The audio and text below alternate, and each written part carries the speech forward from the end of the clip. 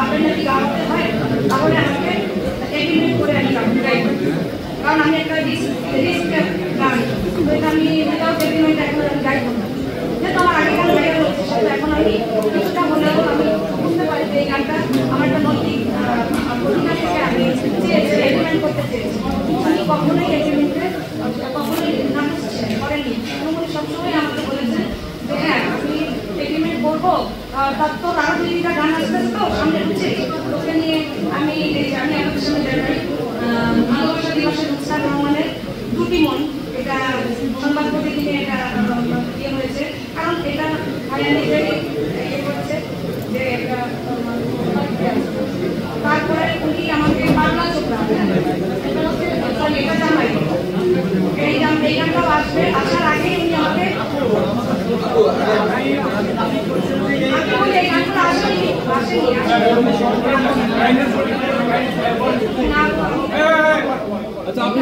এই জামাই এই গানগুলো আসেনি, কিন্তু আমি গিয়েছি এবং গানগুলো ওনার কাছে আছে, এবং আমার মন ভালো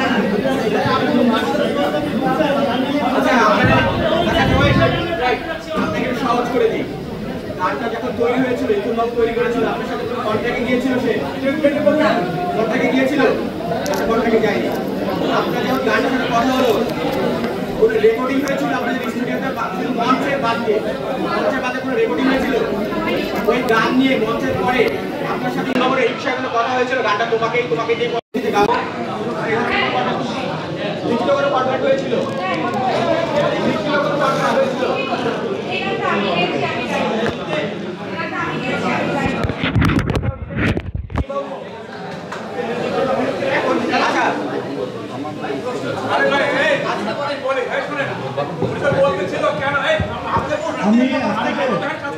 আমি আপনাদের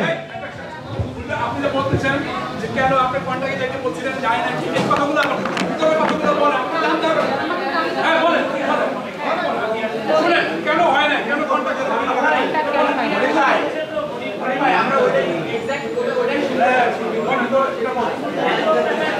কেন কন্ট্যাক্ট করলো না এই কথা আমাকে তখন এই গানগুলো যেহেতু আমি করে রেখেছি আমার কাছে আছে, তো আমি চেয়েছি যে প্রত্যেকটা গানে আমি ওনার সাথে কন্ট্যাক্ট করতে চাইছি।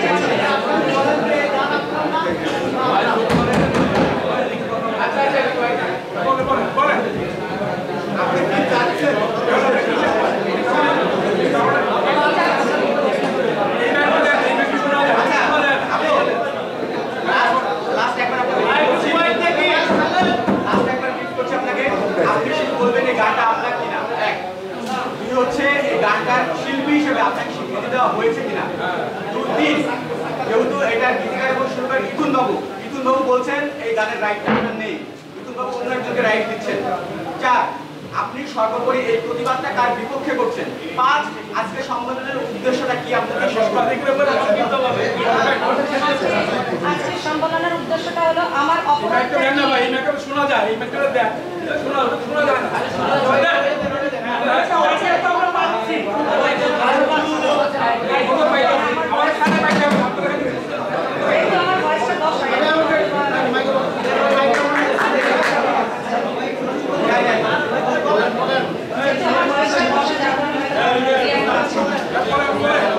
এই গানটা কেন আমাকে দিয়ে গাওয়ানো হয়নি, আমার সাথে কেন এটা আমার কাছে মনে হচ্ছে প্রতারণা করা হয়েছে।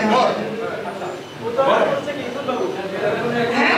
অবশ্যই যে গীতিকার, হ্যাঁ আমি যে গীতিকার সে তো অবশ্যই, কারণ আমি গানটা এত কষ্ট করে আমি প্র্যাকটিস করেছি, আমি গেয়েছি, আর তা আমাকে বুঝলাম সে একটা লাইন এসে সেই আমি গাইতে পারিনি, আমি গাইতে পারি না, তাই আমি অন্য কাউকে দিয়ে গাওয়াইছি, এরকম একটা কথা সে বলেছে। তাহলে এটা একটা শিল্পী হয়ে, উনি তো একজন গীতিকার মানে একজন শিল্পী হয়ে আমার কোথায় আঘাত করেছে আপনি কি বুঝতে পারতেছেন?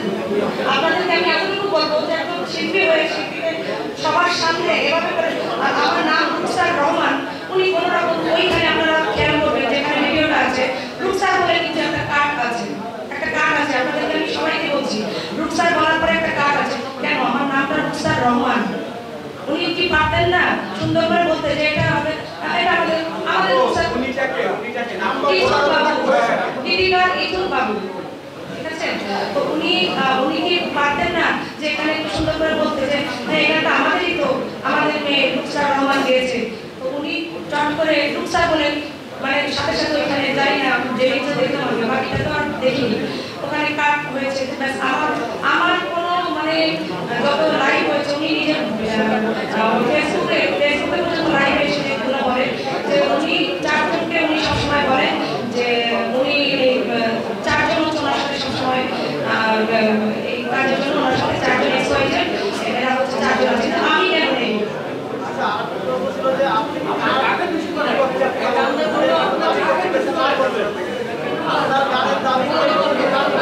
আমার গানের মানে আমার গান বলবো না, এটা সর্বপ্রথম আমি স্টেজে গেয়েছি, আমার মুখ থেকে 2022 সালে উচ্চারিত হয়েছে দেশটা তোমার বাপের নাকি গানটি, এটা আমি বলবো।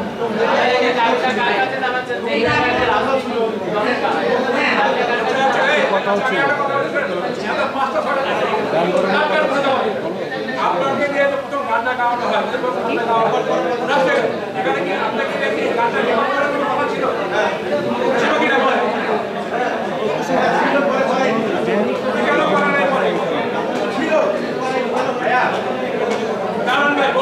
আমার মেইন কথাটাই আপনাদেরকে আমার মনে বোঝানো হয়ে গেছে যে আমি এগ্রিমেন্ট মেইন কথায় আসেন আপনারা। আজকে আমি যখন এগ্রিমেন্ট করতে যাই, এগ্রিমেন্ট করলে নিশ্চয়ই আমি একটা অংশ পাবো শিল্পী হিসাবে নাকি, আপনারা জানেন। আমি তো নামটা বলেছি, আমি তো বললাম ভাইয়া যে নামটা আমি ভিডিওতে যেটা দেখেছি সেটা মোশন করেছে, এটা বাংলা। ওকে,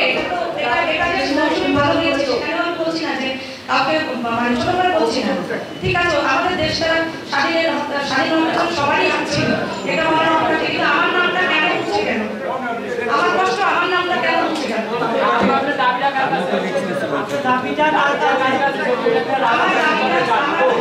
আমার দাবিটা বাবু ভাইয়ের কাছে যে আমার নামটা কেন হচ্ছে, কেন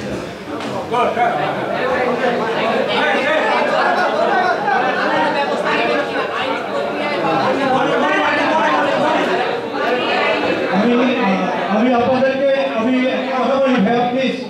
আমি বলি যদি আপনাদের আর কোনো প্রশ্ন থাকে বলেন, আমি সেটা